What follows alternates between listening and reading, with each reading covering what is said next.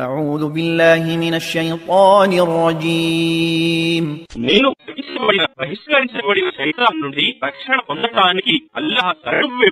ألم تر أن الله أنزل من السماء ماء فأخرجنا به ثمرات مختلفا ألوانها ومن الجبال جدد بيض وحمر مختلف ألوانها وغرابيب سود.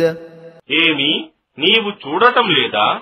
నిశ్చయంగా అల్లాహయే ఆకాశం నుండి వర్షం కురిపించేవాడని, తరువాత దాని నుండి మేము రంగురంగుల ఫలాలను ఉత్పత్తి చేస్తామని, మరియు పర్వతాలలో తెల్లని, ఎర్రని వివిధ రంగుల చారలను, కొన్నిటిని మిక్కిలి నల్లగా కూడా చేస్తామని.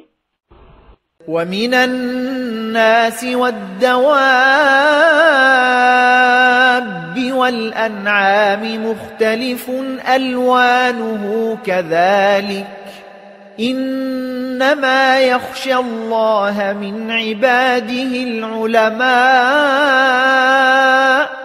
إِنَّ اللَّهَ عَزِيزٌ غَفُورٌ.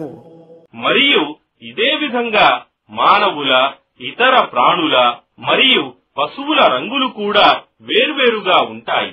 నిశ్చయంగా అల్లాహ్ దాసులలో జ్ఞానం గలవారు మాత్రమే ఆయనకు భయపడతారు. నిశ్చయంగా అల్లాహ్ సర్వశక్తిమంతుడు, క్షమాశీలుడు.